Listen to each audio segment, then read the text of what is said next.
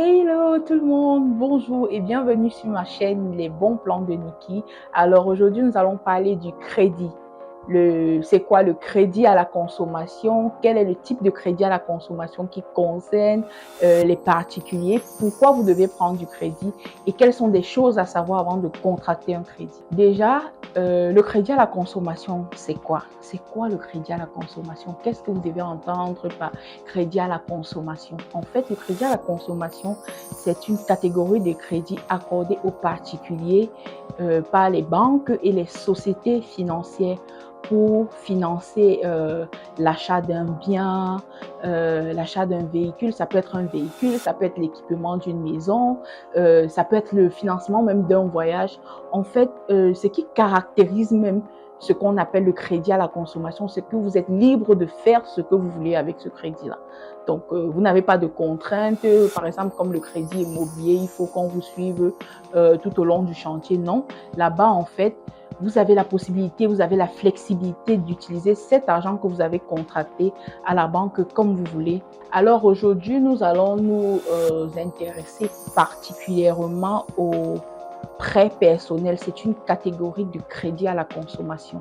Alors le prêt personnel, pourquoi? Le prêt personnel c'est le type de crédit qui est fréquemment accordé aux particuliers, aux personnes lambda ou aux salariés dans nos banques. Bien évidemment, on doit prendre du crédit parce qu'on a besoin de l'appui financier de la banque, de son banquier, pour pouvoir réaliser la plupart de nos crédits parce que généralement, le salaire mensuel ne nous permet pas souvent d'autofinancer certains projets.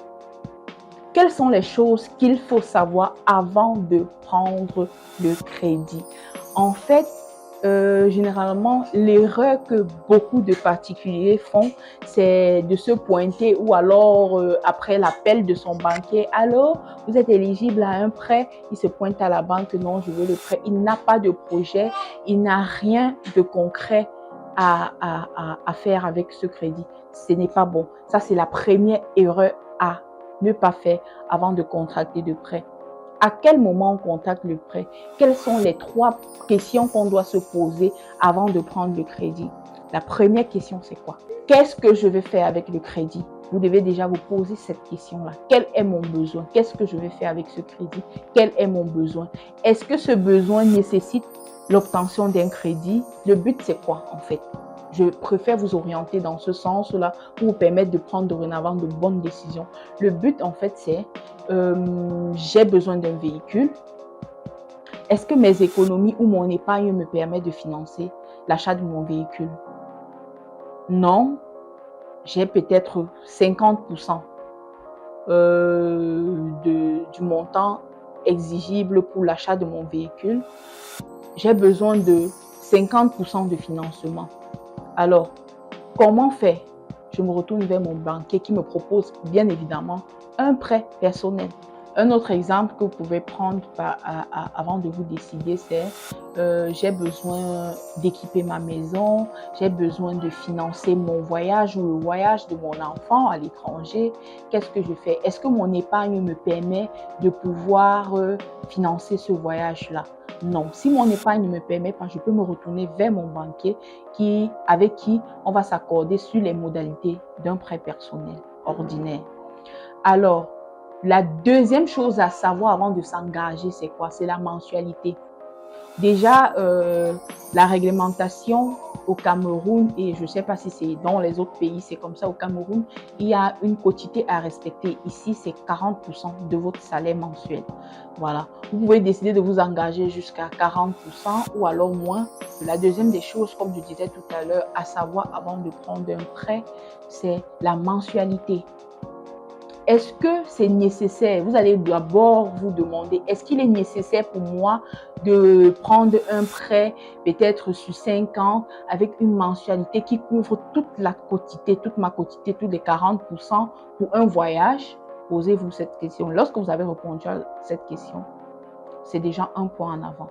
Vous devez d'abord vous poser cette question. Est-ce que si on me prélève tel montant mensuellement, je dis n'importe quoi, 500 000, est-ce que je vais pouvoir subvenir à mes charges et mes autres charges fixes mensuelles ou variable même, bien évidemment, parce qu'on ne doit pas uniquement compter ses charges fixes, on peut également compter ses charges variables. Est-ce que lorsque la banque doit me prélever ma mensualité de prêt, je pourrais subvenir à mes besoins mensuels? C'est très important d'avoir cette question-là, parce que lorsque vous répondez à cette question, ça remet en cause l'objet du prêt que vous voulez prendre. Parce que il ne faut pas s'endetter, avoir une grosse mensualité pour un besoin dont vous pouvez vous passer, vous pouvez gérer cela autrement. Je prends un exemple. Lorsque vous vous endettez, par exemple, pour aller en vacances en France ou aux États-Unis, le coût des vacances peut coûter autour de 5 à 10 millions. Vous contractez un prêt à la banque, je dis n'importe quoi, de 11 millions par exemple. On vous donne un prêt et puis on vous dit que le prêt c'est sur 60 mois. Votre mensualité est de, on va dire quoi, 450 000. Et vous avez peut-être un salaire de 1 million, 1 million 200. Parce que lorsqu'on enlève déjà 450 000, dites-vous qu'on enlève 450 000 sur 1 million, il vous reste 550 000. Et est-ce que 550 000 peut réellement subvenir à vos charges mensuelles? Le troisième point, je vais parler ici du suivi du prêt en question. Pourquoi vous devez suivre le prêt que vous prenez? Parce que généralement, même quand on a même déjà répondu aux 2 premières questions dont j'ai parlé, dont j'ai énuméré, le but du crédit, la mensualité, on se retrouve encore plombé au niveau du suivi. Beaucoup viennent préalablement pour prendre un prêt pour équipement, pour financement d'un petit projet, pour voyage. Mais lorsque l'argent arrive dans le compte, ça va dans tous les sens. Pourquoi? Parce qu'il n'a pas planifié. Il a bien répondu aux premières questions, mais il n'a pas planifié le suivi de son prêt. Le suivi de son prêt, comment? Comment planifier le suivi de son prêt? C'est se donner un objectif précis. Vous avez déjà le but de votre prêt, vous connaissez la mensualité, vous êtes à l'aise avec la mensualité du prêt que vous avez contracté. Maintenant, le suivi du prêt. Le suivi du prêt, c'est quoi?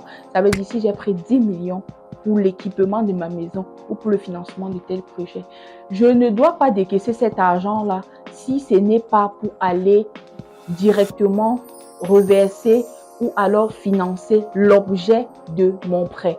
Parce que sinon, dans ce cas, vous allez vous retrouver, par exemple, je prends un exemple lambda. Moi, je contracte un prêt de 20 millions pour équiper ma maison.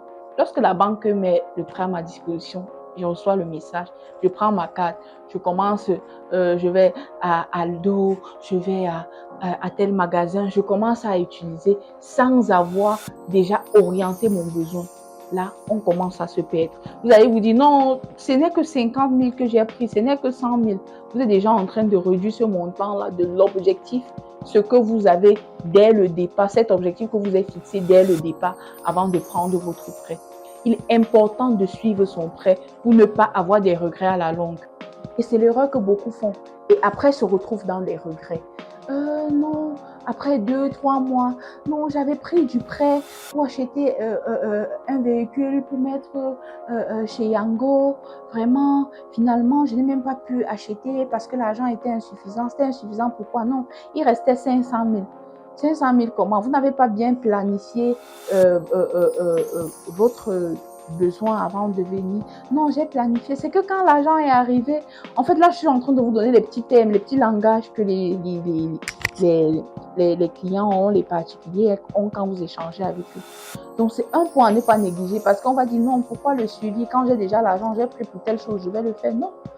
Parce que, en fait, lorsque vous commencez à utiliser cet argent-là sans avoir redirigé vers le besoin initial, vous vous perdez et après, ça conduit à des regrets parce que vous allez vous retrouver en train de rembourser de l'argent que vous n'avez pas pleinement profité en fait. Et rien de fait extrêmement mal que de savoir que je suis en train de rembourser un argent pour 5 ans pour un besoin que je n'ai pas réalisé. Non. Et nous sommes en Afrique. C'est pour ça que j'insiste sur le suivi de son prêt. Parce que lorsque vous prenez le prêt, on dit c'est souvent comme si toute la famille est au courant en ce moment-là qu'il y a un problème. C'est tel qui va vous appeler, c'est tel. Non, restez focus sur votre objectif de départ. Ça veut dire, si c'était pour financer le voyage de mon enfant, je vais jusqu'au bout. Je vais payer peut-être l'ADI qu'on m'a demandé, je vais payer peut-être le billet d'avion, je vais réserver la chambre ou je vais payer mon appart. Allez jusqu'au bout. Maintenant, s'il y a reste, vous pouvez reconduire ça dans votre épargne ou alors utiliser ça à votre guise. Mais il est très important, mais alors important de suivre son prêt. Parce que sinon, vous allez vous retrouver après 2 mois en train de regretter. Je dois rembourser un prêt sur 5 ans. Je n'ai rien fait avec ce prêt-là. Je dois rembourser un prêt sur 3 ans. Je n'ai même pas acheté le véhicule qu'au départ, j'étais allé chez mon banquier pour. Non, voilà. Donc, j'espère que cette petite vidéo, ce petit contenu doit vous édifier sur votre éducation financière quotidienne, doit vous édifier sur la façon dont vous concevez le prêt, sur la façon dont vous vous engagez, sur la façon dont vous vivez quotidiennement, sainement même votre vie financière. Donc, c'est très, très important. Donc, je vais faire un petit résumé. On a parlé du crédit. Pourquoi prendre le crédit? Parce qu'il est important déjà de prendre le crédit, mais avant d'être important de prendre le crédit, il doit être primordial de savoir ce qu'on veut faire avec ce crédit-là. Est-ce qu'on est capable de rembourser sur la durée? Est-ce qu'on doit finaliser le projet pour lequel on a pris le crédit? Et sans toutefois oublier, je pense que je vais faire une vidéo un peu plus détaillée sur les conditions du crédit parce qu'il est important de savoir les clauses de contrat que vous prenez généralement. Parce que beaucoup prennent du crédit, ils ne prennent pas la peine de lire les contrats et tout. Après, c'est non, on m'a prélevé ci, on m'a prélevé ça. Donc, c'est toutes ces choses-là que vous devez savoir pour pouvoir mûrir financièrement. C'est très important. Apprendre à dépenser, apprendre à planifier ses projets financiers et apprendre à gérer son salaire mensuel. J'espère que vous avez été satisfait de mon contenu sur le crédit à la consommation, particulièrement le prêt personnel ordinaire. Restez scotché sur ma chaîne, activez la cloche de notification et surtout, vous vous abonnez pour m'encourager. Merci.